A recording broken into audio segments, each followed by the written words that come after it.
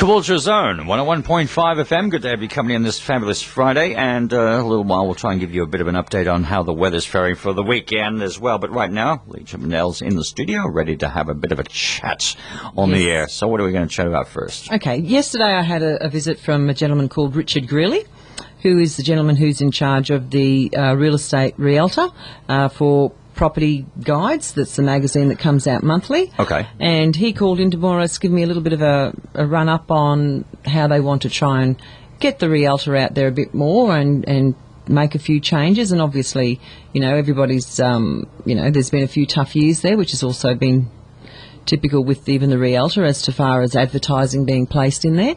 So basically he called in and, gave us a little bit of information. So I just thought I'd just add a few little things so people out there thinking of advertising in the realtor may wish to know. Firstly, the main thing I guess that he said was that they had a bit of a shop around and they realised that they needed to probably be a little bit more competitive with their prices.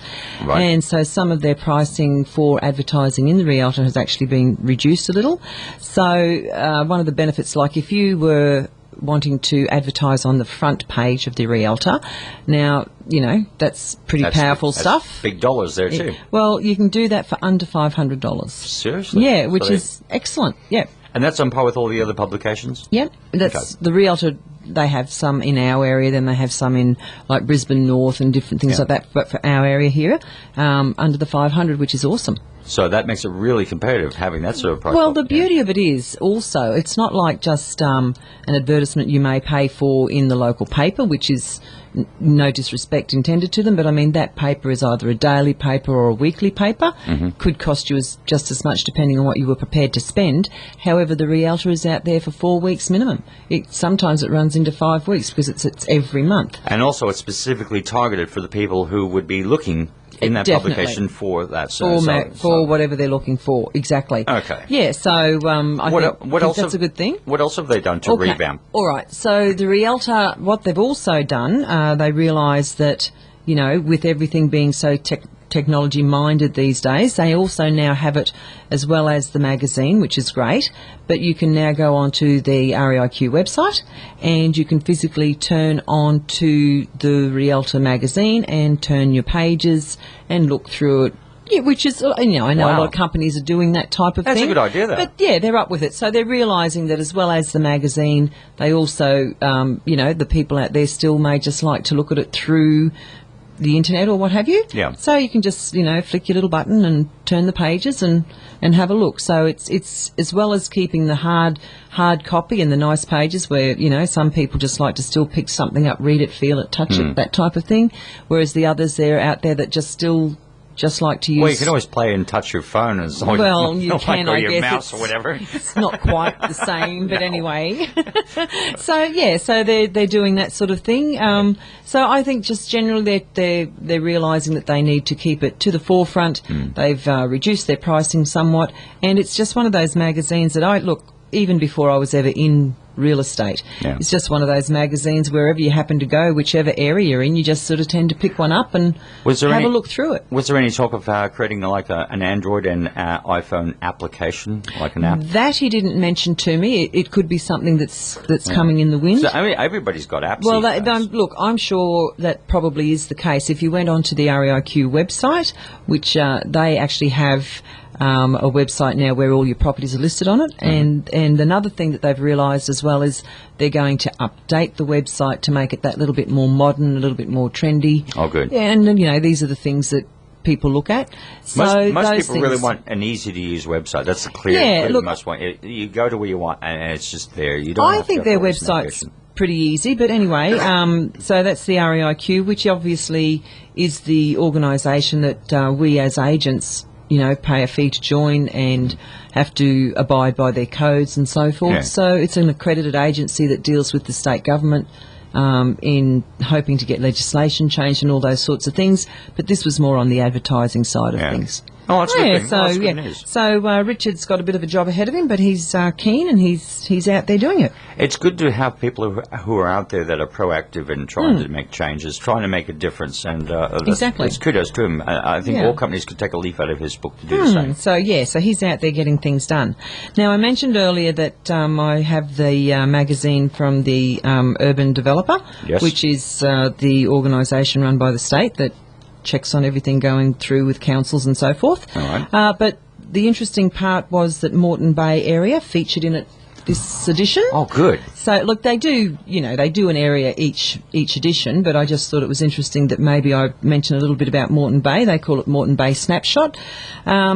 First off, I'll give you some of the demographics, and it's always interesting. Okay. 2011 the census, our population in the Moreton Bay area was 378,045 people. It's yeah. A third of a million people. Yeah, well, it's now standing at around about 390,000 people presently, as Really? we stand today. 390,000 people Yep, here. That's yep. a lot of people. It's a lot of people, and I'll mention how much they think That's it's about going the to same. grow. That's about the same size as the Greater Geelong Council area is about. Well, 400,000 the people. Moreton Bay council area is actually the third largest in Australia. Yeah. So it's a pretty big area. Oh yeah, it But is. big population.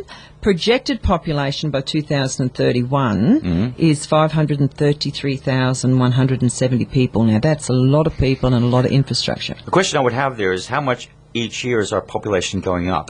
Well, Okay, you've got that I've as got that. You're just a little bit ahead of me.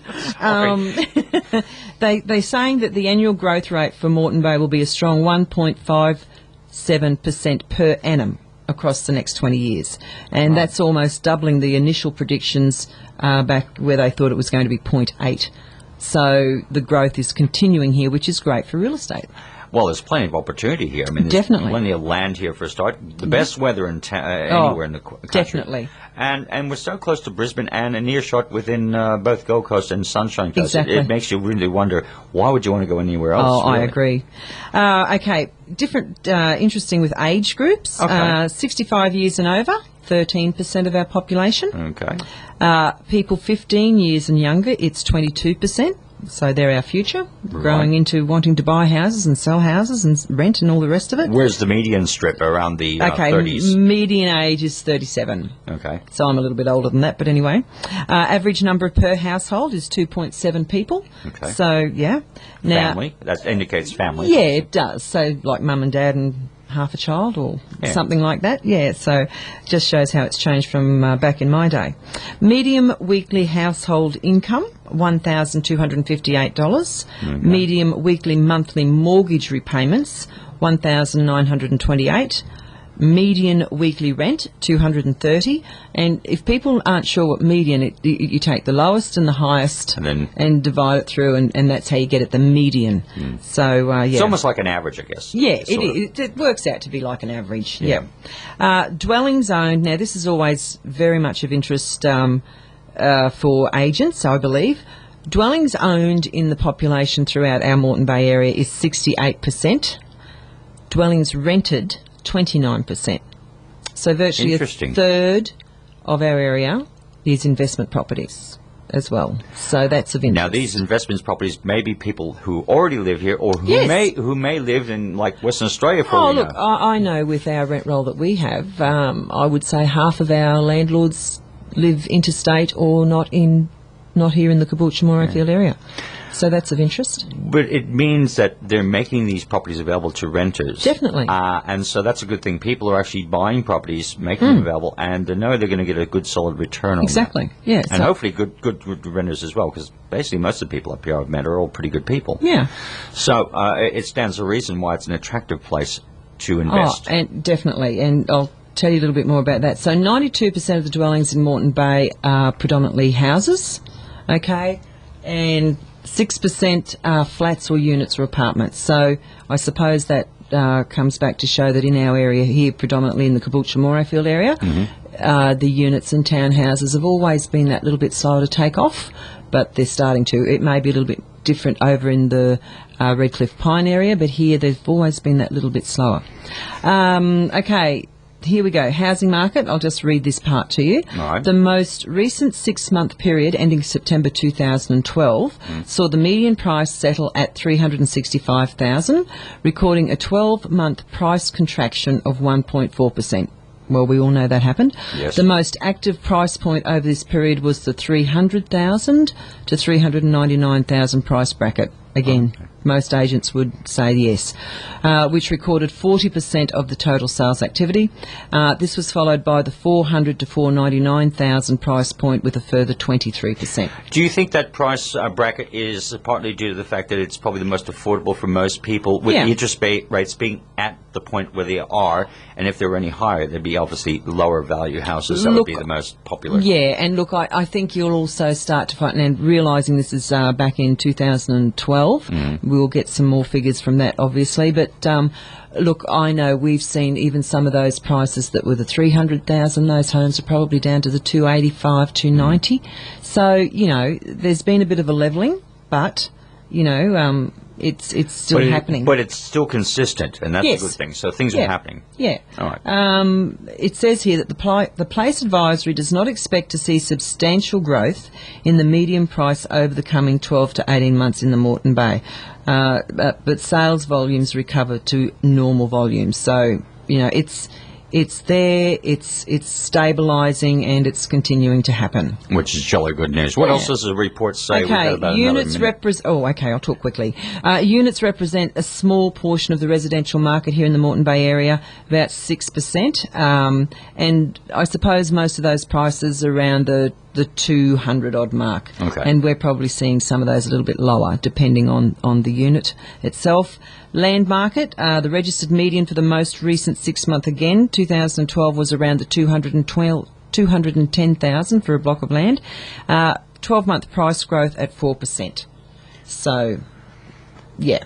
Is there one very quick point I want to try and make, and this might have something to do with maybe the future down the track, unless it's already being done. You know, down the Gold Coast and Sunshine Coast, you have a lot of beachfront areas with marinas and that sort of thing. Is that very much popularity around here as well? Can you tell me a little bit about that? As in what? We have properties right on the beach, basically, and all that sort of thing. Oh, look, Is if that- you ask the people at the Bribie, different agents I know over there, their market has slowed probably that little bit more than even some of the areas here, because there is a segment over there that's much more the higher price end, Yeah, I which was you know, gonna you've say. got your $1 million properties and Yeah. so forth. And look, in the market that we've had over the last 2 to 3 years, and you know, markets do just can tend to follow the trend. You'll usually find that the higher end and the lower end of the markets are usually the first to drop. Oh. Predominantly, so that can be your beachfronts and those type of places. So could be some attractive little options there for people. Could down the be, track. yes. Okay. Come back with you a bit more in just a few moments. 101.5 FM. It's coming up to, 20 past the hour right now of 10.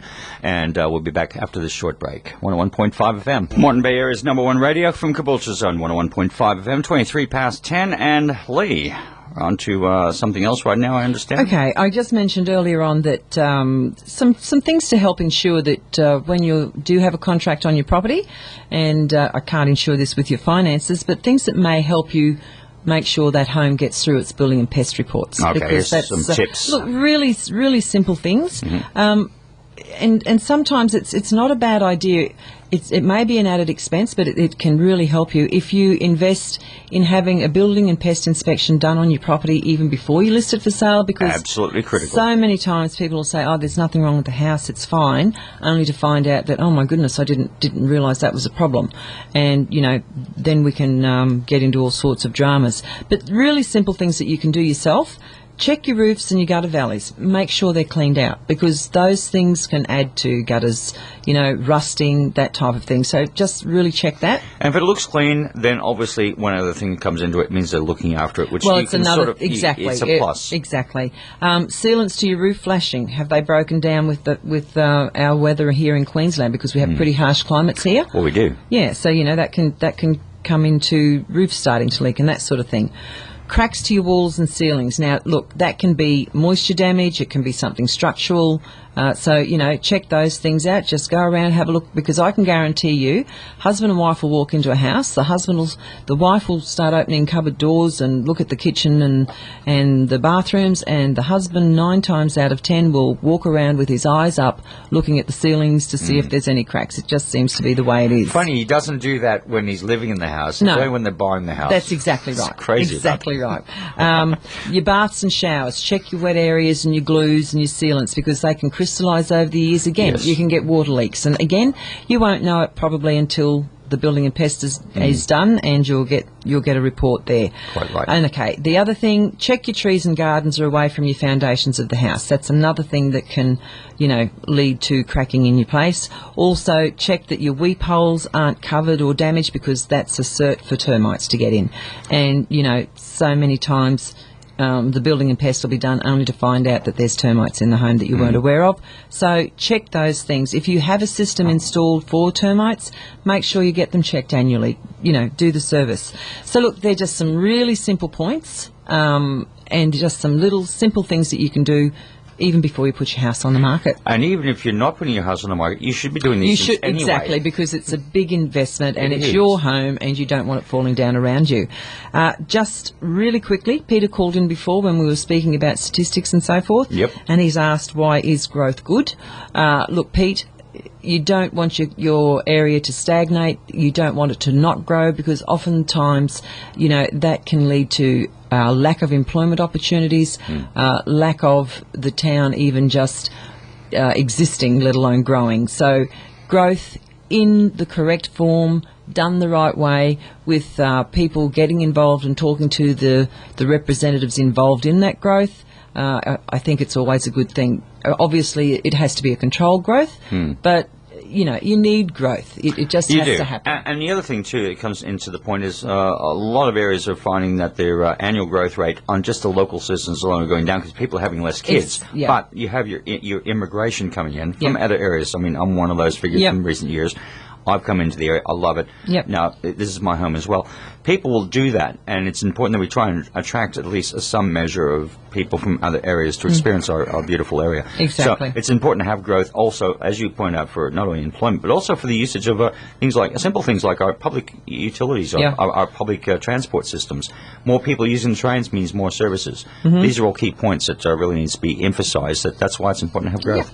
As I say, a lot of people don't like growth at times, but I'm sure if they looked back, we've had growth from centuries. Otherwise, we'd still be back in our little, areas, all be in caves. and even us in our 50s and 60s wouldn't be looking back and thinking growth wasn't a good thing. Yeah, but it certainly is a good thing. And growing with you is this radio station, 101.5 FM, and coming up shortly we're going to have... Peter from Caboolture Law, Peter Smith, tell Always us all about body corporates. Always a pleasure. Coming up now on it's nearly 29 to 11. We have Alan Jones coming up after that, after the latest news at 11 o'clock. Right now, a little bit of track now from Phoebe Snow and the Poetry Man. Classic memories from the 1970s continues. Moreton Bay Area's #1 radio.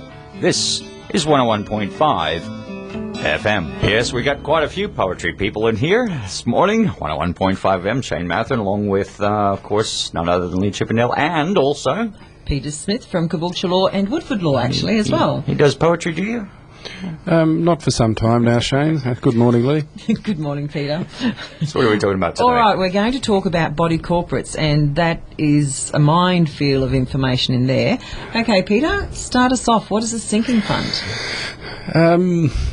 A sinking fund is a fund that members of the body corporate, and perhaps I better start with explaining where it all comes from, a fund that you contribute to against the time when repairs are needed to the building. You see, if you're like me and you grew up in a suburban house on a suburban street, and being a fond lover of the movie The Castle, you understand that your block of land is yours, and whilst you might have the occasional discussion with your neighbours about the fences, the trees, or they're practising the trumpet at 3 o'clock in the morning, pretty much what you do within the boundaries of your property is yours. You don't share things. When you move into a unit or a townhouse, something like that, whilst you do own your little unit, you're sharing things. You're sharing lift wells, you're sharing stairwells, driveways, common areas, barbecues, swimming pools, tennis courts, those sorts of things are all common property, and you have to live with other people. And with that, those practicalities, there come some changes in the law. Now, if you own your house, it may be good business or governance, I think is the term they use these days, to set aside some money. You know, if you've got a timber house, you know you're going to have to paint it every 10 years or so. You know you're going to have to replace your drains or your gutters, fix those sorts of things up. The things you two were talking about before in preparation of your house for sale. Well, if you're, say, one of 20 or one of 50 unit holders in a body corporate, you can't be responsible for setting aside enough money to fix the lift when it breaks, to resurface the driveways, those sorts of things.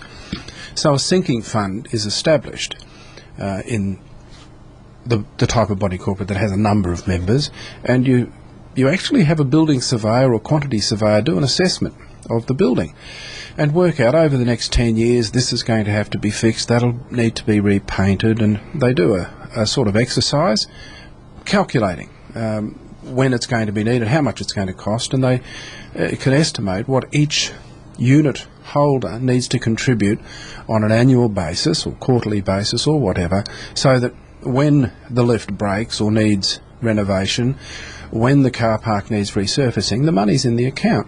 Because otherwise, the body corporate itself, the body, like a company, has to have a meeting and levy, and get everyone's agreement to levy enough money to fix these things. Yes, they do. So that's what a sinking fund is. Yes.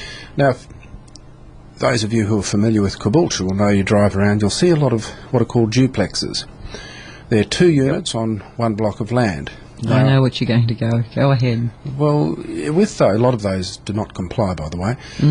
But there's a new system you can adopt there, and if you're out there and you're living in your body corporate, living in your duplex, and you know darn well the solicitor told you 10, 15, 20 years ago you've got to keep this up, and you haven't done it, all you're doing is you and the neighbour pay the insurance when it's due.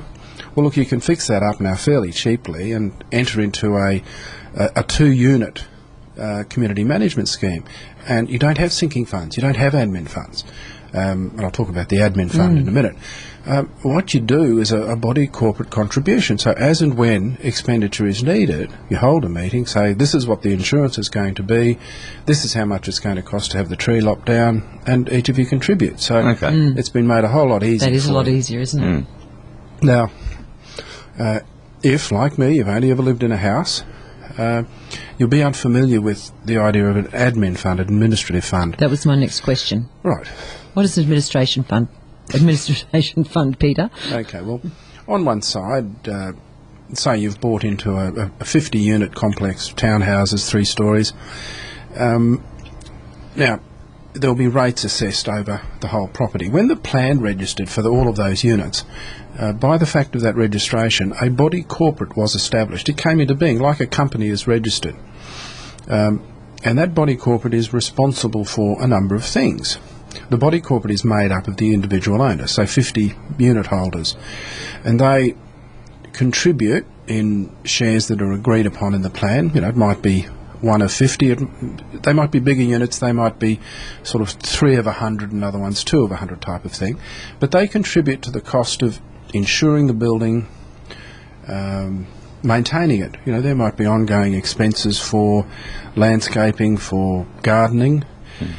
You may have an on-site manager. Yes. And he may have to be paid on an annual or semi-annual basis. The body corporate figures may need to be done by a body corporate off-site manager. Well, his fees might be included in that. And that's all tallied up to what it's going to cost to run the body corporate, excluding the sinking fund, for a year. And that's budgeted, and it's shared across the 50 unit holders. So when you're going in to buy a unit to live in or to rent out, be aware you're going to have these costs that you're not used to. You'll get rates, you're used to rates, but you'll also get an admin charge, you'll get a sinking fund contribution. They're the sinking fund and admin fund. But at the end of the day, you yourself don't have to do the maintenance on all this other stuff, do you? You don't have to worry about the roof, because someone will take care of it. That's what the whole thing is all about. The outside of the building. Yeah. correct. You can. That's right. There's a benefit in that. That's right. The admin's all done for you. You don't have to remember to insure your house. Your quiet and peace is somewhat regulated by Yes. the agreement and the act. But on the downside, you don't have those freedoms that you have in your house and your backyard and so forth. But some people find that a blessing, of course. Yes. Technically, is a body corporate an entity? Yes, it is. It's a And legal entity. So therefore it can be sued. It can be sued. Okay. All right. Now, you've explained the sinking fund and the admin fund. Yep. People out there may want, and you've touched on what the body corporate, but what does the actual body corporate do? I know you've touched on it. Is there more detailed information There is that a we lot. need to know? Well, look, there's a lot they do, and you don't need to know too much about it, because when I own my house, which is on 600 square metres, I'm responsible for various things. I'm responsible to pay rates. Yes. I'm responsible not to interfere with the neighbours. I can't conduct illegal activities there. All of those sorts of things. Now, you see, we may have 50 units, and those 50 units in total area make up 10,000 square metres, perhaps, or 1,000 square metres, doesn't matter. But the block of land is 5 times bigger than that. Yes. And the block of land is actually under the control of the body corporate. The individual unit owners own within the skin of the building, the units, the townhouses that they're in.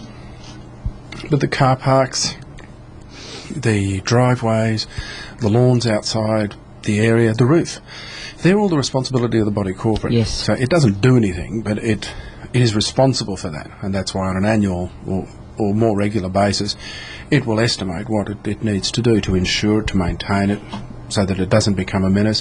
And if someone's operating an illegal activity, the body corporate is the one that the other unit holders would look to bring some action to stop them from doing it. Yes. And would you agree that the body corporate usually consists of the owners of the building attending those meetings and helping with those decisions? Body corporates take two different forms. The ones where the individual owners all turn up and vote and select a chairman and so forth, and the one that I would belong to where I'd never see it, and those people never turn up and they leave it up to someone else. I've seen a few of those. Yes. Yeah. Okay, so A lot of those owners, you must remember, will be absentees. Yes, and they can vote with absentee. Okay, and I think Shane would like us to be quiet for a little while. Just for a few seconds, we'll just take a quick break and come back with this lovely conversation on 101.5 FM. Time check right now is coming up to 17 to 11 o'clock. 101.5 FM, and back with the real estate program here, and Lee Chippendale, and also, of course, our wonderful guest, Peter Smith from Caboolture Law. Indeed. Okay, Pete, just one more thing. We've been covering the body corporate. You've covered the sinking fund, the administration fund, and what the actual procedure is that body corporate does. Can you tell us a little bit, as agents, we are all pretty aware of the disclosure statements, and it's something that, an owner should know and so forth. Okay, certainly. As you drive around Caboolture, if you've lived here as long as I have, you will have noticed that there are a lot more units springing up. Yes, most definitely. King Street, Lower King Street, down at Morayfield. And if you're thinking of branching out into buying one, as a lot of people are, can be a good investment. They can be a good place to live. If you've got to work long hours, you don't want to be coming home and spending your time working in the yard and so forth, a unit can be a very good thing. If you want to dabble in it, have a look at it. But before you sign anything, if you agree on a price and so forth, part of the documentation that the agent and the owner must give you if you're going to buy a unit, and the same if you own one and you're going to sell it, you must do a disclosure statement. Yes. Now, I've seen many different types of disclosure statements, even though they're all supposed to have the same format.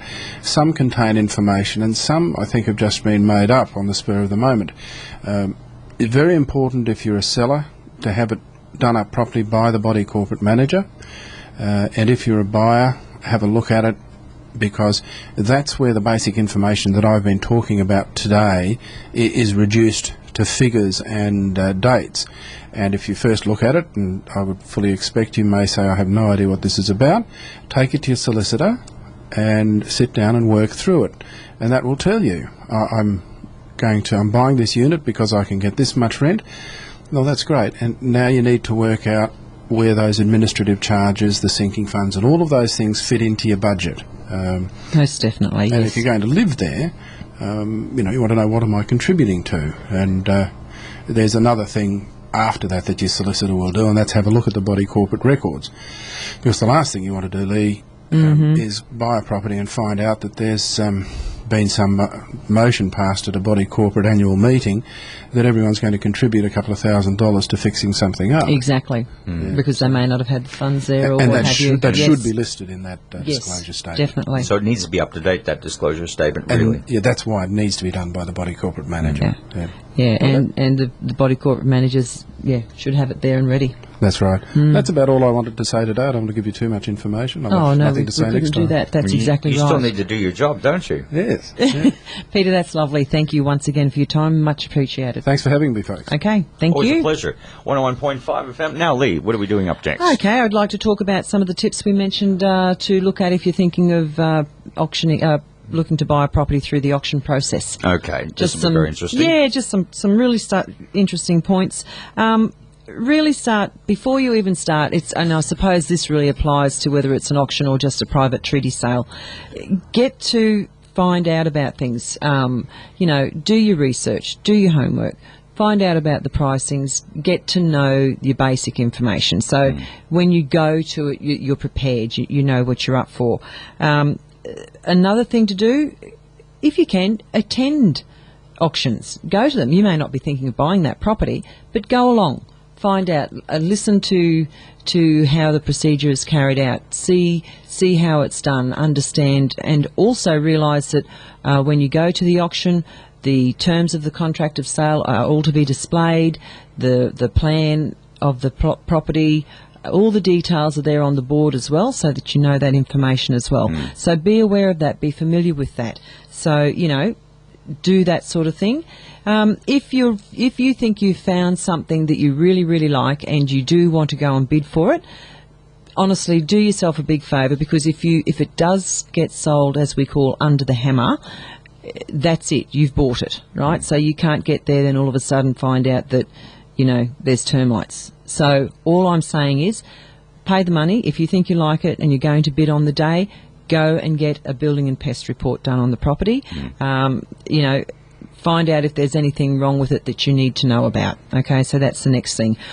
Also, get legal advice. I can't stress this enough. You should have your solicitor look at this, because if you're interested and you're to that point, you go to your real estate agent. They will give you a copy of the contract that's there. And look, please take it to your solicitor. Make sure you know what you're buying, because if you haven't bought through an auction before, it's pretty daunting. And once it's sold, it's sold. You've got the property. Can you take anyone along with you when you go to an auction? Because I've been to a few auctions myself, and it really is a nerve-wracking. You're talking about hundreds of thousands of dollars. You're talking about a huge responsibility, and nobody's got experience in this. When you're first doing it, you don't have that experience. No, you don't. That's what I'm saying, going along to as many as you can beforehand. But and that was another thing I was going to cover, if you don't think you can trust yourself to stop when you really need to stop, if you don't want to be there, you can authorise somebody else to bid on your behalf. Can you? Yes, Okay. they have to be a registered bidder, and there's forms you have to fill in, but you can authorise somebody else to bid on your behalf for you, and you give them your clear instructions. And if you say, look, I'm only going to go to 400,000 and that's it, and you don't think you can trust yourself to stop at 400,000, if you've got someone that you can trust to do that, provided they register and do all that sort of stuff, you're fine there. The next point I was going to say, look, be financially prepared. Make sure you go to your bank. Make sure that you know that you can borrow the money. Usually with with auctions, there's a 10% deposit that needs to be put down once the contract is signed, and that's on the day that you bid. Once that hammer goes down and you buy that under the auction process, you have to be able to put down that deposit. So make sure you've got your money sorted out. Okay. So make sure you speak to your solicitors. Make sure you speak to your financial people before you get too carried away. If you like the place, make sure you register. If you're going there and you're going to buy it, register. So register for the you have to register when you're going to buy at an auction. So make sure you do that. Thing I touched on before, keep your cool.